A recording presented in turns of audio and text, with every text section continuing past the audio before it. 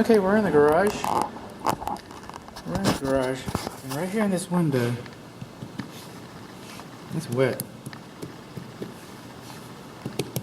And when I was here before, I saw, and I don't know where from, I saw it drip. This window is like it's got an active leak. This didn't come from the lawn sprinkler system either.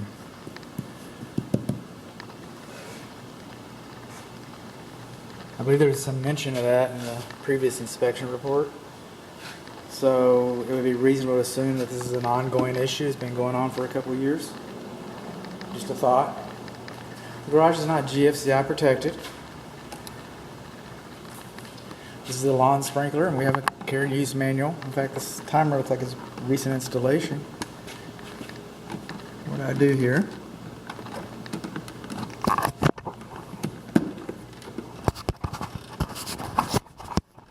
The zones are not labeled.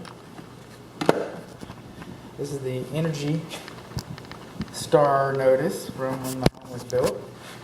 This is the main electric service panel. We're inside the garage. This is the east interior wall. Not GFCI, not GFCI, not GFCI. We do not have protective prism covers over the fluorescent lights. Neutral is labeled. We got I don't know what this is arc fault. There should be a bonding. There should be a bonding notice inside of there. We got a bonding notice? No, we don't. Okay, we do not have any duplicity. The manufacturer thinks that there should be some duplicity. The manufacturer also says, or actually the code says, that these should be printed and not hand printed, printed like that. So these should have been printed like that. You could hand label these, I suppose, but they weren't. We got AFCI in the bedrooms. That one doesn't work. That one does not work.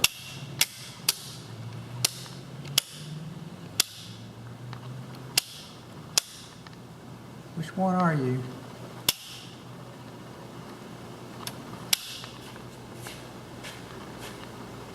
I'll find out when I put it back together. That's what the manufacturer says. That's how you're supposed to test them, is by pushing those buttons. I'll use some electronic stuff too, but the manufacturer, at the end of the day, it's pushing the button as the test. The white hots have been labeled. The neutral's been labeled. The boxes have been screwed in. Okay, screws are fast and tight. I get that, but they don't have the shear strength that nails do. You ever try to tear a tree house apart? Okay. So if this structure was to experience a tornado, for example, if it had been properly, this cabinet had been properly fastened with nails instead of screws, then the odds of it staying in place would be a lot better. Also, we got some wires that are touching the panel cover. See this little curve right here? That's pretty much how far they want it to come out. And one out here touching the cabinet. And then this is called bundling, right here, bundling. What bundling is we have these big knockouts because L1 and L2, we don't know where it's going to come in. Today it comes in here. So we put these at different places inside the cabinet. And then we see smaller knockouts. And we see smaller knockouts is because you're not supposed to bring, everybody does it, I get that. You're not supposed to bring more than 2 cables in together. 3 or more, no, it's bundling. So it's called the skin effect, and it generates additional heat and that kind of stuff. And it's very common. I'm not apologizing for it, but you're not going to have very much luck finding a house in this neighborhood that doesn't have bundling in the breaker box. You're not going to have very much luck in a house in my neighborhood finding a house that doesn't have bundling. But there it is. That's what it is. This is the electric service panel. And you're supposed to have, by the way, we're supposed to have 17 inches of clearance. Some people say on one side or the other. I like it on both, but we have it on neither here. This is only about 12 inches. It's only about 12 inches. So we have insufficient, thanks to these cabinets that are really handy, but we have insufficient clearance to the electric service panel. Load center, breaker box. It says it's GFCI protected. It's just like the other one. You don't have to trust me. No GFCI. Come over here. Like I said, no GFCI. coming on along. This is that vent over by the condensing units, and I have no idea what this is originally for. Just to let the garage air out because it smells musty. Is that why?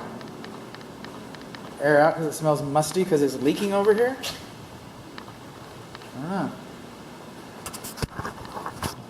Move on around. We're gonna do this. We'll have a better attic video. But this is a good angle. This is a good angle. You're not supposed to have mixed systems. Mixed systems. So that power vent fan, you should have power vent fans everywhere. And power vent fans are no longer in favor, by the way. They're not. We really want a passive vent fan system. It's radiant panel, OSB. Loose fill fiberglass. We got a little bit of light up here. And this gas line right here, that yellow gas line, it's too close to the attic entrance. But even more importantly, that's PEX. And that's the bonding wire right there. See that wire on top of it? This PEX system has been bonded. So according to the Texas Real Estate Commission, it's pretty much, I can't tell you how well it was bonded, but it's pretty much bonded. And everybody's happy. Everybody goes on their merry way. But it does have a reputation, just be aware of that. Get some kinked air duct right in there. Well, there's a depth marker, but what I'm seeing here, we have continuous soffit vents. Over here we don't have insulation. Continuous soffit vents, but everywhere you have continuous soffit vents, you're supposed to have continuous baffles. And we're not. We're missing some baffles. So the baffles channel the air, as though those big brown things, those corrugated looking jobbers, and they channel the air up over the insulation. That's their job. That's their job. We'll get some more attic stuff. Don't worry. Don't worry about that. We'll be talking about some attic, all right. And we'll be talking about the gas line a little more. Probably not too much more, though. Pretty much said my piece about that. I do have trouble with running my mouth, though, so it's possible. The switch is high enough. This is for the door opener. We have an optic sensor.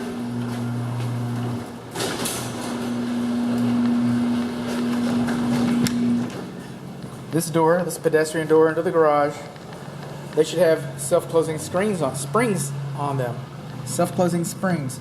There's nothing that really keeps, and I'll come back, I'll spray that. I will. There's nothing that really keeps a fire from walking in. That's what the spring is for. People take them off because they're a nuisance, you're carrying groceries in. I get that. But in the meantime, I'm supposed to tell you about it. Okay, so this switch is high enough. There should be a notice, a safety notice posted right there. I'll spray that too. I will. So there should be a safety notice posted right there saying that, shows you how to squeeze a kid or not. Spring tensions on both corners of the doors. We have a pull handle inside the door.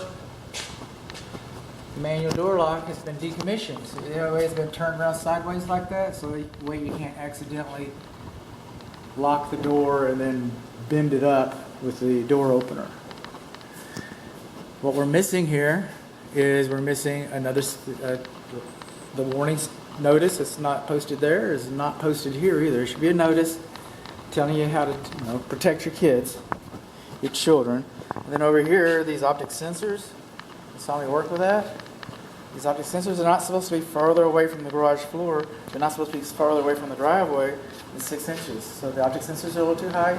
We're missing a couple stickers.